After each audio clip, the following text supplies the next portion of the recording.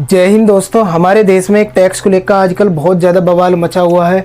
उस टैक्स का नाम है विरासत कर। ये विरासत कर क्या है, कहाँ से आया, क्यों न्यूज़ में है, इन सब चीज़ों को हम डिटेल में कवर करने वाले हैं। अगर तुम चैनल पर नए हो तो चैनल को सब्सक्राइब कर लो। तो टैक्स का नाम क्या है? विरासत कर या इनहेरिटेंस टैक्स।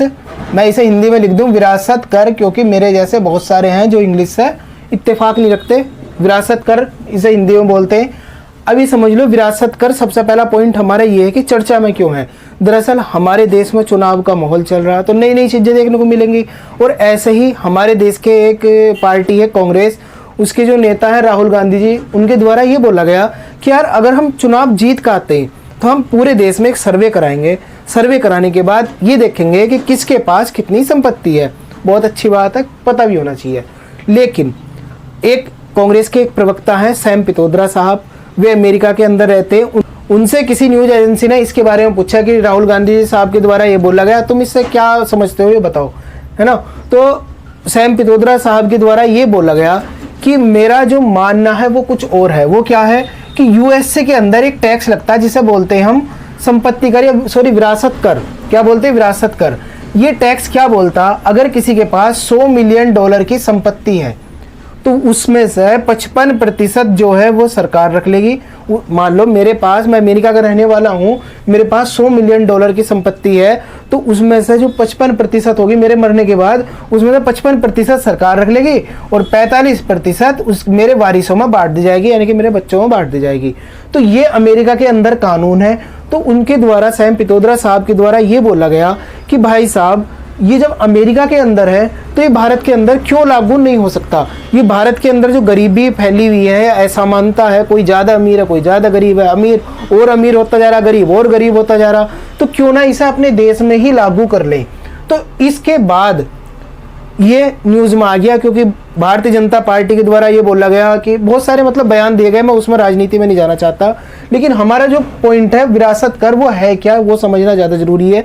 ये अब तुम्हें समझ में आ गया होगा कि चर्चा में क्यों है। मान लो, और इसे सिंपल भाषा में समझ लो, मैं हूँ, पूरी ज़िंदगी जी तोड़ मेहनत करके करी मैंने, और मैंने पूरी ज़िंदगी में अपने $100 कमा लिए।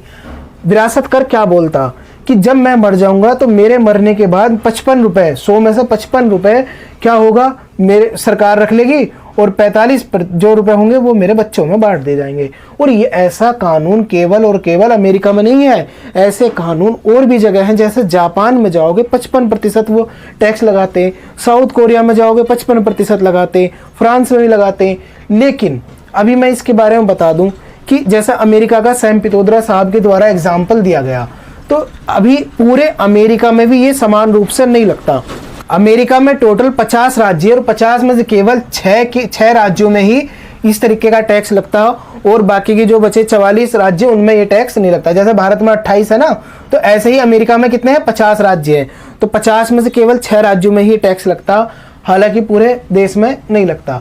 अब ये समझ लो, क्या भारत में कोई विरासत कानून था? तो आंसर है इसका हाँ। हमारे देश में जब से देश आज़ाद हुआ था एक कानून चल रहा था, विरासत कानून। 1985 में, 1985 में हमारे देश के तत्कालीन प्रधानमंत्री राजीव गांधी जी साहब के द्वारा इस कानून को ख़त्म कर दिया था। और ये बोला था, इसमें दरअसल होता क्या था, जो हमारे देश का विरासत कानून था वो ये बोलता था कि जितनी संपत्ति तुम कमाओगे उसका एक हिस्सा तुम्हें सरकार को देना होगा मरने के बाद। यानी कि जितनी संपत्ति होगी तुम्हारी, उसमें से एक हिस्सा सरकार रख लेगी, बाकी तुम्हारे वारिसों में बांट दे जाएगा। अब मैं तुमसे एक सवाल पूछता हूँ, क्या ये विरासत कर सही है या गलत? इसके दोनों फैक्ट जान लो। अभी देखो, दो व्यक्ति हैं, एक तो क्या है, सिंपल व्यक्ति है ना, आम आदमी जिसे बोलते हैं सिंपल, और एक है जैसे कोई राजनेता टाइप का, है ना, ऐसा समझो। एक सिंपल व्यक्ति है मेरे तुम्हारे जैसा, वो अपना जिंदगी शुरू करता, अपना 20-21 साल के बाद कमाना शुरू करता, और पूरी जिंदगी कमाता पैसे। क्यों? क्योंकि उसके बच्चे होंगे, उन्हें अच्छी शिक्षा दे सके, उनके लिए कुछ छोड़ के जाए ताकि उसके बच्चे जो अपने बाप के ऊपर फक्र कर सके। तो एक आम आदमी की धारणा ये होती है कि वो अपनी पूरी जिंदगी संपत्ति कमाने में लगा दे, और किसके लिए? अपने बच्चों के लिए, है ना। और विरासत कानून क्या बोलता है, जितनी तुम संपत्ति कमाओगे उसमें से 55% जो हिस्सा है वो कौन रख लेगी? सरकार रख लेगी, है ना, और बाकी 45% तुम्हारे बच्चों को मिलेगा। तो ये क्या होगा? ये एक तरीके से गलत होगा, क्योंकि तुम पूरी जिंदगी अपने बच्चों के लिए कमा रहे हो और वही उसमें से क्या कर रही सरकार, क्या कर रही, उसमें से कुछ हिस्सा अपने पास रख ले रही तुम्हारी मेहनत का। मान लो तुम्हारे दिमाग में ये आइडिया आ गया कि चलो मुझे करोड़पति बनना है, अरबपति बनना, और तुम्हारे सामने ये शर्त रख देगी जितना तुम कमाओगे 55% हिस्सा सरकार ले लेगी। तुम खुद ही सोचोगे क्या करना कमा के इतना, जब सरकार खुद ही ले रही है हमारे से इतना हिस्सा, हम क्यों अरबपति बनाए। इससे अच्छा दूसरे देश में चल रहे हैं, वहां पर थोड़े अच्छे कानून होंगे, वहां जाकर अपना अरबपति बनेंगे। वैसे भी हमारे देश में कुछ ज़्यादा मतलब टिपिकल कंडीशन हो जाती, वैसे ही बतेरे सारे टैक्स है, जीएसटी है, बहुत सारे टैक्स है, तो हम क्यों यहाँ पे अपना मतलब क्यों अपनी मेहनत बेकार करें। तो बहुत सारी चीज़ें हैं जो इस टैक्स को खराब बनाती।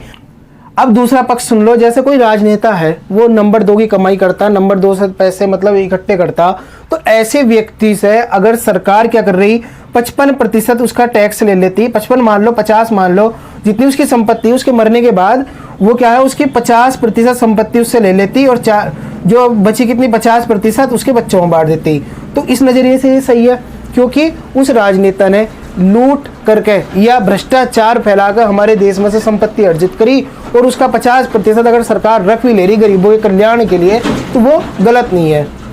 तो इस नज़रिए से ये कानून सही भी है। तो मेरा मानना तो ये है, अगर हमारे देश में, हालांकि ये कानून लागू नहीं होना चाहिए, क्योंकि पहले ही राजीव गांधी जी जो थे उनके द्वारा हटा दिया गया था, अगर ये सही होता तो वे हटाते ही क्यों। तो दोस्तों ये था विरासत टैक्स। अगर तुम्हें पसंद आया हो तो लाइक करना। मिलते हैं फिर नेक्स्ट लेक्चर में, तब तक के लिए थैंक्स अ लॉट, जय हिंद।